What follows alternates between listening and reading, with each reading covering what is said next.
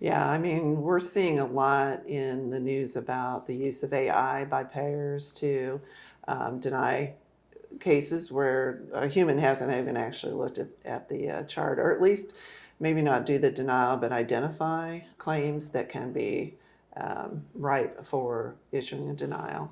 And I think there's a sort of misleading or misnomer in AI because there really is no intelligence behind it. I mean, it's an automated process.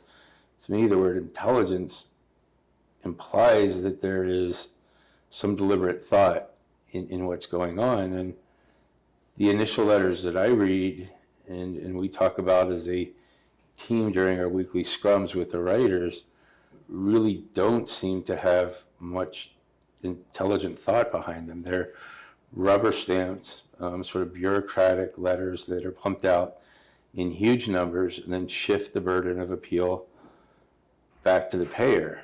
And I suspect it's a strategy, knowing that a lot of hospitals don't have the resources or bandwidth to appeal them. Mm-hmm.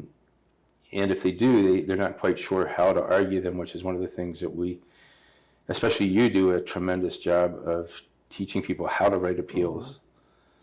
And I think we're really at a place today where it's more than just the written appeal. You really have to understand what your rights are, what the legal process is, what's in the rules, what's in the regulations, and take it outside, what we say is outside the court of payer's opinion. And so educating providers to not just submit those first two levels of appeal back to the payer, which is inside the court of the payer's opinion, but take it to an external review, which is where we feel like that you will get a more fair and favorable response, and you'll know that someone, a human, who is supposedly impartial is actually going to look at that case. And I know you've had experience with taking some cases that have been closed in the past, reopening them, and taking them outside the court of the payer's opinion. Both that, and I've had some conversations with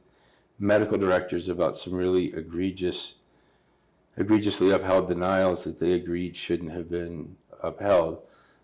Patients with strokes who are nonverbal, the hospital couldn't register.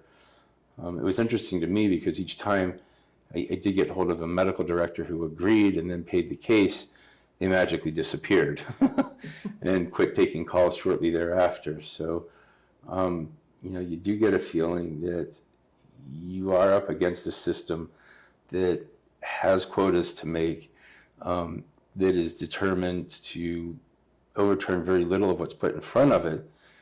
And I think you're exactly right that hospitals, systems that think they're going to succeed by appealing back to the payer really are underestimating what they're up against. Mm-hmm. The payers, for the most part, if it's an internal appeal, there are no negative repercussions to them disagreeing with you, even when the facts scream that care should have been covered, that you have a 7-day length of stay of a stroke patient that a payer for Medicare Advantage says, no, we disagree, observation was fine, and upholds it. So it's not, as you mentioned, until you get a rational outside party involved, that those types of things can see the light of day.